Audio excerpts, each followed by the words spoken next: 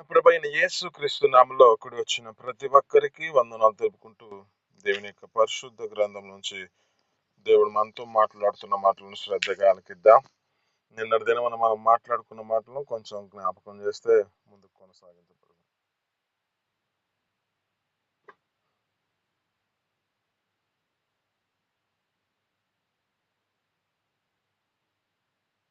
హల్లెలూయా.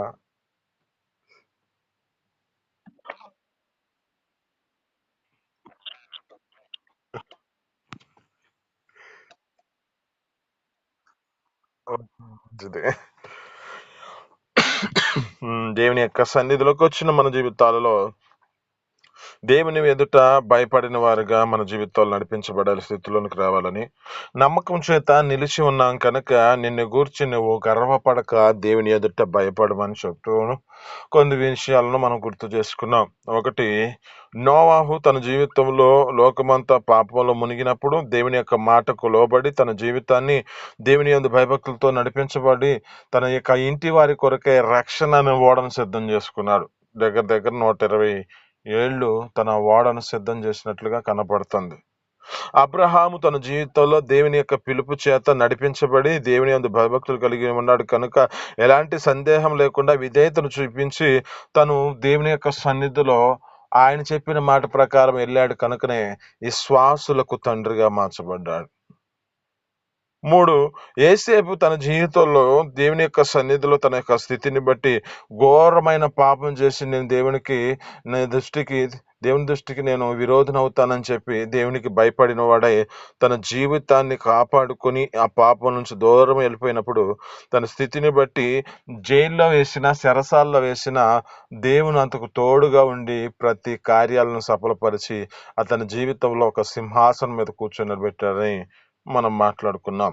ఈ దిన మనం మనతో మాట్లాడుతున్న మాటలు కొన్ని విషయాలు మనం జ్ఞాపకం చేసుకుందాం.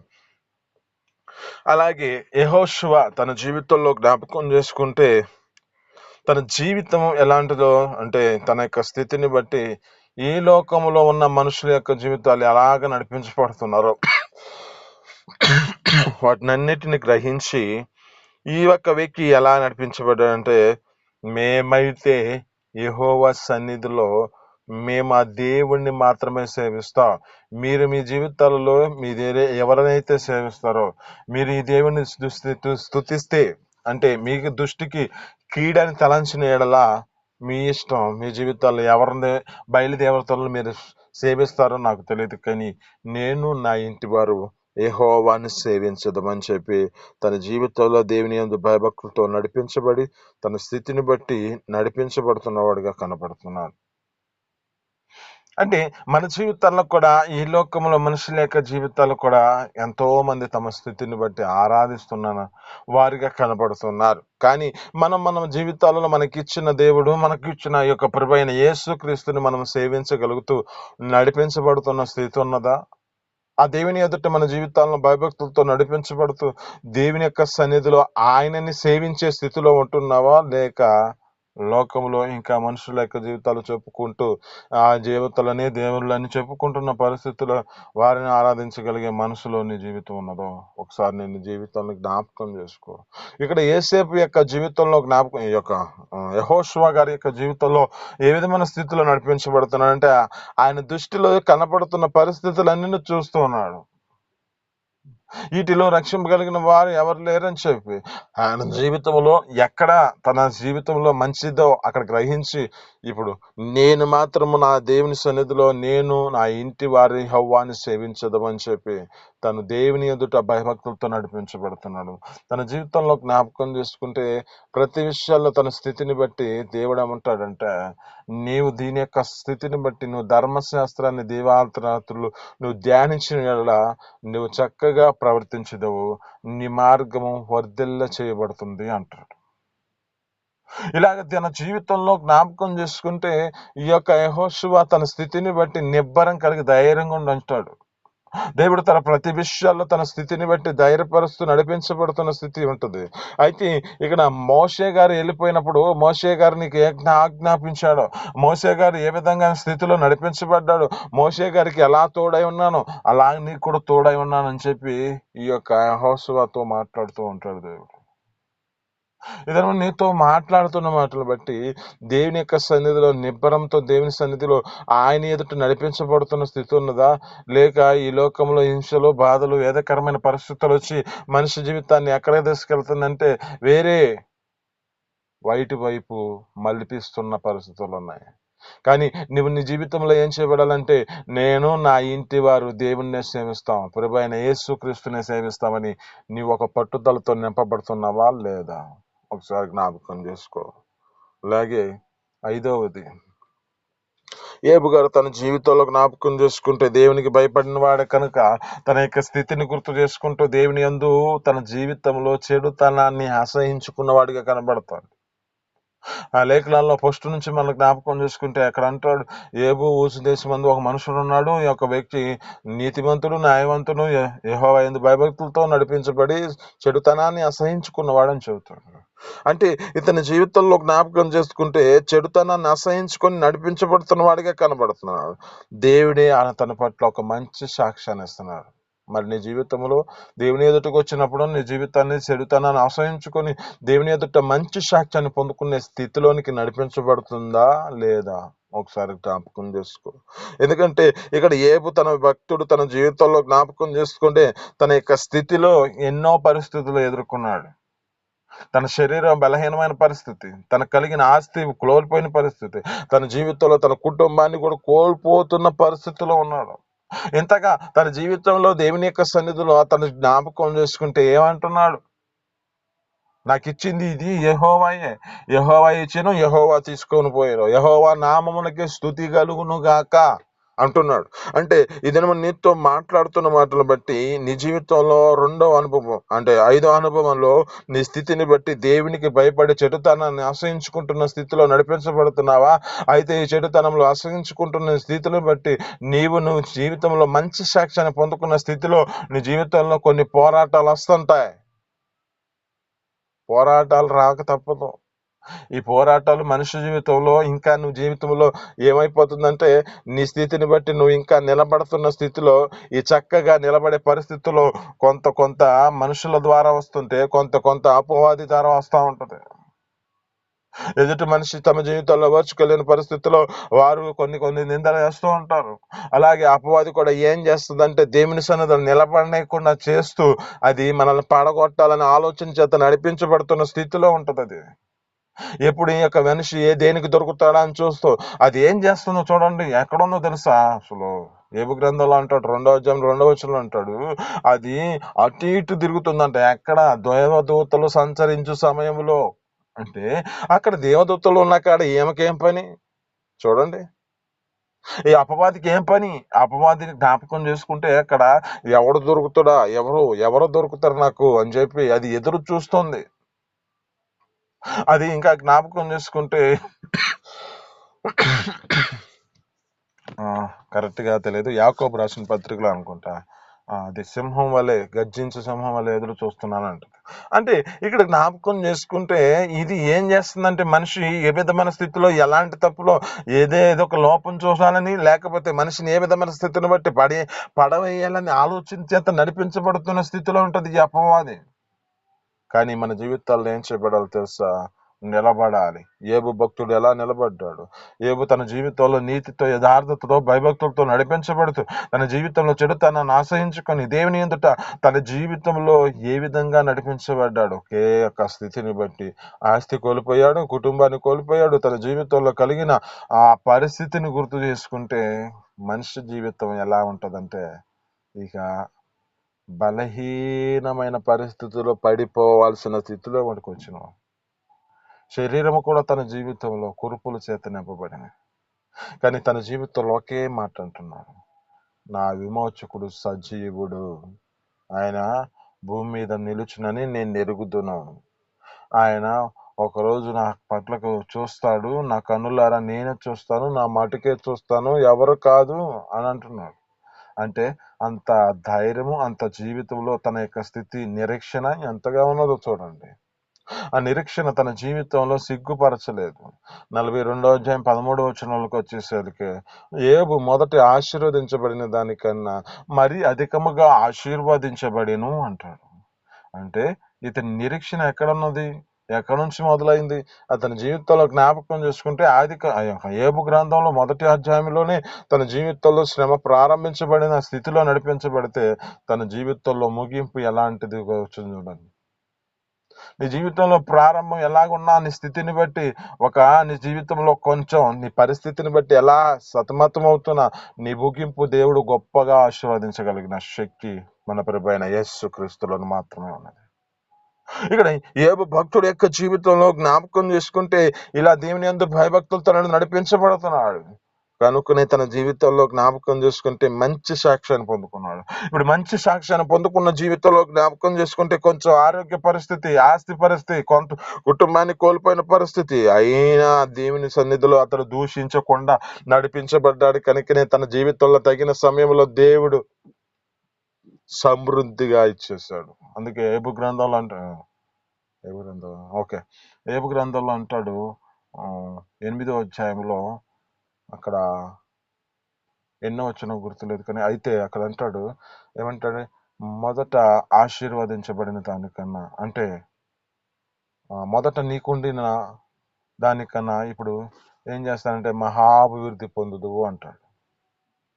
అక్కడున్న పైన మాటల జ్ఞాపకం చేసుకుంటే 5వ వచనం కాడ నుంచి చదివితే, సర్వశక్తిని యొక్క దేవుడిని నువ్వు బ్రతిమాలుకు, అంటే నువ్వు జాగ్రత్తగా దేవుని ఎతికిన ఎడలా, ఆ సర్వశక్తిని యొక్క దేవుని నువ్వు బ్రతిమాలుకొని ఎడలా, నువ్వు పవిత్రుడివై యథార్థవంతుడివై ఉండిన ఎడలా ఆయన ఎంత శ్రద్ధ నిలిపి నీ నీతికి తగినట్లు నీ నివాస స్థలము వర్ధిల్ల చేయను అంటాడు. మొదట నీకు కొంచెమేమో తుదక్కును మహాభివృద్ధి పొందేదవు అంటాడు. చూడండి, ఇక్కడ మన జీవితాల్లో ఏం చేయబడాలంటే దేవుని యందు ఒక నిరీక్షణతో నడిపించబడుతూ, దేవుని యందు భయభక్తితో నడిపించబడి చెడుతనాన్ని ఆశ్రయించుకున్న వారిగా మనం మార్చబడుతూ, దేవుని సన్నిధిలో సాక్ష్యం పొందుకున్న మన స్థితిని బట్టి కొన్ని పరిస్థితులను ఎదుర్కోక తప్పదు. పరిస్థితుల్లో ఎదుర్కొనే మన జీవితాల్లో కలిగి ఉన్న స్థితిని బట్టి సమస్యలు ఉంటాయి. కానీ ఆ సమస్యను ఎదుర్కోవడానికి దేవుడే మనకి శక్తిని ఇస్తాడు. ఆమేన్, హల్లెలూయా. ఆ శక్తితో మన జీవితాలు ఏం చేయబడాలంటే ఆ నిత్య రాకడైన పరలోక రాజ్యానికి మనం సిద్ధపాటు కలిగి ఉండే స్థితిలోనికి రావాలి. మన జీవితాల్లో ఒక దీవెనకరమైన పరిస్థితి ఉంటుంది అని గ్రహించి, మన జీవితాల్లో గొప్ప ఆశీర్వాదం అక్కడ ఉన్నదని, గొప్ప ప్రతిఫలం అక్కడ ఉన్నదని మనం గ్రహించి మన దేవుని సన్నిధిలో అంత నమ్మకంగా చెడుతనాన్ని ఆశించుకొని, శరీర బలహీనతే కానీ శరీరంలో నీ జీవితంలో కుటుంబాన్ని పరిస్థితిని బట్టి నీ కలిగిన ఆస్తే కానీ ఏదైనా నీ జీవితంలో నష్టపరచబడినా నీవు ఒక నిరీక్షణతో కొనసాగించబడు. దేవుడు గొప్ప అద్భుత రీతిగా నీ జీవితంలో మొదట ఉన్న ఆశీర్వాదం కన్నా మరీ అధికంగా నిన్ను దేవుడు ఆశీర్వదిస్తాడు. 6వది దేవుని యొక్క సన్నిధులు. 6వది దేవుని యొక్క మాటల చేత జ్ఞాపకం చేసుకుంటే, ఒక రాజు ఆజ్ఞ ఇచ్చాడంట. ఆజ్ఞ ఏమిటంటే ప్రతి వాడు తన దేవుడికి ప్రార్థన చేయకూడదని, దానియేలు గారి యొక్క ఉద్దేశంలో అతని మీద నిందలు మోపాలని అక్కడ ఉన్న వారందరూ ఏం చేస్తున్నారంటే చూస్తున్నారు, ఏది ఎతకలేకపోయారంట. ఇతని మీద ఏ నేరం కనపడలేదంట. ఈ మాట అన్నప్పుడు నాకు ఎవరు గుర్తు వస్తారంటే ప్రభు అయిన యేసు క్రీస్తు గుర్తు వస్తూ ఉంటాడు. ఇతని మీద నేరం మోపాలని ఉద్దేశించినప్పుడంట ఏ నేరం కనపడలేదంట. కానీ ఇతని మీద ఒకటి మాత్రం నేరం మోపాలని చూశారు. ఇతరు ప్రతి దినాన్ని చూస్తున్నారు, ఇతరు ప్రార్థించేది చూస్తున్నారు. ఈయన ప్రార్థన చేస్తున్నప్పుడు ఇతని మీద ఇంకా మనం ఒక శాసనాన్ని ఒక ఒక రాజు దగ్గర ఒక ముద్ర వేయించుకొని వద్దామని చెప్పి ముద్ర వేయించుకున్నారు. ఈ ముద్ర ఏ విధమైన స్థితికి తీసుకొచ్చిందంటే, ఈ ముద్ర ఏ విధమైన ఒక ఆజ్ఞ ఇచ్చి అది ముద్ర వేసి ఉండగా, ఇక ఆ దినమున జ్ఞాపకం చేసుకుంటే దానియేలు గారంట ఎప్పుడు ఎలాగ సమయంలో ప్రార్థిస్తాడో అలాగా అతడు దినమునకు 3 సార్లు ప్రార్థన చేసేవాడంట. అలాగే ఆ రోజు కూడా యెరూషలేము తట్టు చేతులెత్తి అతడు ప్రార్థిస్తున్నాడు. ఆ ప్రార్థన స్థితిని బట్టి జ్ఞాపకం చేసుకుంటే ఇతని మీద వారు ఏం చేస్తారంటే, ఎవరైతే ముద్ర వేసుకోరో, అయ్యా నీ ఆజ్ఞను తృణీకరించాడు ఆ యొక్క దానియేలు అని చెప్పి అతన్ని ఏం చేశారంటే సింహాల బోన్లో వేశారు. ఇప్పుడు సింహాలు ఏం చేసినాయి? అతనికి ఏ హాని చేయలేదు. అతని జీవితంలో జ్ఞాపకం చేసుకుంటే దినమునకు దేవుని సన్నిధిలో 3 సార్లు ప్రార్థించేవాడిగా ఉన్నాడు. ఈ దినం నీతో మాట్లాడుతున్న మాటలు బట్టి దేవుని యందు భయభక్తులతో నడిపించబడుతుంది. దేవుని సన్నిధిలో ఆ దేవుని ఎదుటికి నీ జీవితంలో ప్రార్థించే మనసు చేత నింపబడుతున్నావా, లేక ప్రార్థన విడిచిపెడుతున్న పరిస్థితి ఉన్నదా? ఆ ప్రార్థనలోని జీవితాన్ని నిలకడగా నిలబెట్టుకుంటున్నావా? ఏ పరిస్థితి వచ్చినా ఆ పరిస్థితుల్లో నీ జీవితం నడిపించబడుతున్న స్థితిలో ఉంటే నీ జీవితంలో ఏ అపాయము నీ గుడారానికి సమీపించదు, అక్కడ ఏ హాని నీకు కలగదు అంటున్నాను. ఇక్కడ నీ జీవితంలో ఏం స్థితిని బట్టి ఇక్కడ దానియేలు గారి యొక్క జీవితంలో జ్ఞాపకం చేసుకుంటే సింహాల బోన్లో పడ్డాడు కానీ ఏ హాని చేయలేదు. ఎవరైతే నిందలు మోపారో వారి మీదకి వారి స్థితిని బట్టి ఏమైపోయిందంటే వారి వారి జీవితాల్లో జ్ఞాపకం చేసుకుంటే వారి యొక్క స్థితిని బట్టి కిందకి పడక తలికే పొడి చేసి తినేసినాయి అంట. చూడండి, ఆ సింహాల భూమిలో ఎవరైతే అతని మీద నిందపోపారో వారికి కలిగిన భార్య, వారికి కలిగిన పిల్లలు, వారందరినీ మొత్తం అందరిని తీసుకుని వెళ్ళి ఆ సింహాల భూమిలో వేసేయగలే వారందరినీ పొడిచి పప్పు చేసినాయి అని చెబుతూ మాట అంటాడు. ఇక్కడ ఈ యొక్క దేవుడు కనపరచబడ్డాడు. దేవుని సన్నిధిలో దానియేలు గారు చేసిన ప్రార్థన బట్టి, దానియేలు గారు నిలిచిన ఆ నిలకడను బట్టి వీరి దేవుడే పూజారుడు అని చెప్పి ఒక గొప్ప అద్భుతాన్ని చేయబడింది అక్కడ కూడా. దేవుడు నీతో మాట్లాడుతున్న మాటను బట్టి నీ జీవితంలో కూడా ప్రార్థించే పరిస్థితుల్లో, నీ జీవితంలో ప్రార్థించే ఆ స్థితిని బట్టి కొన్ని ఆటంకపరచబడతా ఉంటాయి. అయినా నువ్వు ఆ ప్రార్థించటం మాత్రం నువ్వు మానకూడదు. ఇంకా ఈ పరిస్థితులలో, ఇప్పుడున్న పరిస్థితుల్లో ప్రార్థనే ప్రార్థించే వారంట రక్షించబడతారంట. ప్రార్థన చేయ వారందరూ రక్షించబడతారని లేఖనాలు చెబుతున్నాయి. కనుక మన జీవితాల్లో ఇప్పుడు ప్రార్థన ఎక్కువ ముఖ్యం. కనుక ఈ యొక్క దానియేలు గారు తన జీవితంలో దినమునకు 3 మార్లు ప్రార్థించేవాడుగా ఉన్నాడు. ప్రతిరోజు ఆ యెరూషలేము తట్టు, కిటికీల తట్టు ప్రార్థన చేతులెత్తి ప్రార్థన చేసేవాడు అన్నాడు. మన జీవితాల్లో కూడా ఆయన తట్టు చేతులెత్తి ప్రార్థించేవారుగా మనం మార్చబడదాం. ఆ దేవుని కృప మన జీవితాలలో ఇలాగ దానియేలు యొక్క క్షేమంతో నింపబడి తన కుటుంబం ఏ విధంగా రక్షించబడిందో, ఎలాగ తన యొక్క ఆ యొక్క స్థితిని బట్టి కుటుంబం అక్కడున్న స్థితిని బట్టి ఆ యొక్క దానియేలు గారి ద్వారా గొప్ప అద్భుతాన్ని చేయబడిందో, అలాగే మన జీవితాల్లో కూడా కొన్ని మనుషుల చట్టానికంటే మన దేవుని ఆజ్ఞకి ఎక్కువగా భయపడే పరిస్థితులకు రావాలి. దేవుని యొక్క మాటకు మనం విధేయతను చూపించిన వారుగా, ఆ దేవుని సన్నిధిలో ప్రతి ఒక్క విషయంలో ప్రార్థించేవారుగా, భయపడి దేవుని ఎదుటికే మనం నడిపించబడే స్థితిలో ఉండాలి. కానీ ఈ లోక చట్టాలకు, ఈ లోక ఆజ్ఞలకు, ఈ లోక కొన్ని వ్యతిరేకమైన పరిస్థితులు వస్తూ ఉంటాయి. రాక తప్పదు, వస్తుంది రాబోయే కాలం అదే. మన జీవితాల్లో ముద్ర అనేది వేయకూడదు, ముద్ర వేయబడకూడదు మన మీద. కనుక మనం గ్రహిద్దాం. ఇంకొక మాట ఉంది, కానీ దేవుని సన్నిధిలో చాలు ఈ మాటలు మీ ఎన్నికలలో దీవించి ఫలించునుగాక. చిన్ని ప్రార్థన. పరిశుద్ధ జీవాధిపతి ఆశ్చర్యకరణ మహోన్నతుని స్తోత్రాలు. మీ ఆజ్ఞ కృపతో జ్ఞాపకం చేసుకోండి అయ్యా. అయ్యా నీ ఎదుట నా తండ్రి భయపడిన వారు ఎవరో నా తండ్రి మాకు లేఖనాలు చెబుతున్నట్లుగా నా తండ్రి సన్నిధిలో మాకు గుర్తు చేసిన మాటలు బట్టి నీ స్తోత్రాలు అయ్యా. నా తండ్రి మొదటిగా నోవాహును చూపించారు నా తండ్రి అయ్యా. తన ఇంటి వారందరూ భయభక్తులతో నడిపించబడి తన ఇంటికి కుటుంబానికి రక్షించుకున్నట్లుగా కనపడుతుంది. తన జీవితంలో ఒక నిరీక్షణతో నా తండ్రి 127 సంవత్సరాలు అయ్యా ఓడను సిద్ధం చేసినట్లుగా కనబడుతుంది తండ్రి. అటు కృప మా జీవితాల్లో కూడా ఒక నిరీక్షణతో మా ఇంటి వారి కొరకు మేము రక్షణ అని ఓడను సిద్ధం చేసుకునే కృపను మాకు దయచేయండి. అబ్రహాము వలె అయ్యా పిలుపునకు లోబడి నా తండ్రి నీవు చూపించిన మార్గంలో మేము ప్రవేశించినట్టుగా నడిపించబడినట్లుగా అట్టి కృప మాకు అనుగ్రహించి అయ్యా ఈ శ్వాసులకు తండ్రిగా మార్చబడ్డాలి. అలాగే మేము కూడా ఈ శ్వాసులకు ఒక మాదిరికరంగా మేము నడిపించబడే కృపను మాకు దయచేయండి. యేసేపు తన జీవితంలో నా తండ్రి ఏ విధంగా అయ్యా నీకు విరోధంగా పాపం చేసి నేను కంటుకోనని చెప్పి తన జీవితాన్ని కాపాడుకున్నాడు. తన స్థితిని బట్టి నా తండ్రి సరసాల్లో వేయబడిన తన జీవితంలో ఒక ఉన్నతమైన స్థితిలో నిలబెట్టారు, ఒక సింహాసనం మీద ఉంచారు. అలాగే మా జీవితాల్లో కూడా నా తండ్రి కొన్ని పరిస్థితులు బట్టి సరసాల్లో వేయబడే పరిస్థితులు వస్తాయి అయ్యా. అన్యాయంగా నా తండ్రి మా పట్ల నా తండ్రి కొన్ని విషయాలు మా జీవితాలు అయ్యా సతమతం అవుతున్నా నా తండ్రి నీ సన్నిధిలో మేము అయ్యా నా తండ్రి నిలకడగా ఉండే కృపను మాకు దయచేస్తూ ఏ సేవల మా జీవితాలు కూడా ఒక సింహాసనం అది ఆయనకు తోడుగా ఉన్నట్లుగా మాకు తోడుగా ఉండే కృప చూపించండి. యెహోషువ తండ్రి మా జీవితాలు కూడా నిన్ను సేవించేవారుగా ఉన్నట్లుగా ఇంకా ఇతర ఎటువంటిని మేము సేవించేవారుగా ఉండకుండా అయ్యా నిన్ను మాత్రమే నా తండ్రి ఆరాధించేవారుగా మేము మార్చబడే కృపను మాకు దయచేయండి. అలా నా తండ్రి ఏ భక్తుడు తన జీవితంలో నా తండ్రి ఎందు భక్తులతో నడిపించబడి చెడుతనాన్ని అసహించుకున్నప్పుడు తన జీవితంలో తండ్రి మీరు గొప్పగా తనని జ్ఞాపకం చేసుకుంటే మంచి సాక్ష్యాన్ని నా తండ్రి ఉంచారు. మీరేమో తండ్రి సాక్ష్యం ద్వారా పలికించారు నా తండ్రి. అటు కృప మాకు కూడా మంచి సాక్ష్యాన్ని కలిగి ఉండే కృపను దయచేయండి. అయ్యా ఈ మంచి సాక్ష్యంలో కొంచెం నా తండ్రి అయ్యా నా తండ్రి పరిస్థితులను బట్టి అయ్యా నా తండ్రి కొన్ని నిందలు వస్తాయి, కొన్ని నా తండ్రి వేదనకరమైన పరిస్థితులు వస్తాయి. అయ్యా నా తండ్రి కొంత వేదనకరమైన శరీరానికి బలహీనమైన పరిస్థితులు వస్తుంది. అయినను నిలబడమంటున్నాం. అటు కృప మనకు అనుగ్రహించి మీ సన్నిధిలో అయ్యా ఏ పరిస్థితుల్లో అయినను నీ సన్నిధిని విడిచిపెట్టకుండా నీ సన్నిధిలో ఉండే కృపను మాకు దయచేయండి. అలానే తండ్రి దానియేలు వలె మేము నా తండ్రి మాకు ఇచ్చిన ఆ యొక్క నా తండ్రి స్థితిని బట్టి మేము ప్రార్థించేవారుగా ఉండేవారుగా ఉండాలి, కానీ ప్రార్థన మేము తండ్రి నిర్లక్ష్యపరిచేవారుగా ఉండకుండా మీ సన్నిధిలో మమ్మల్ని నా తండ్రి భయభక్తితో నడిపించబడి ఆ నిత్య జీవార్థమైన పరలోక రాజ్యానికి సిద్ధపాటు కలిగి ఉండే కృపను మాకు దయచేయమని యేసు పరిశుద్ధ నామమున పొందుకో జీవిస్తున్నాం తండ్రి. ఆమేన్.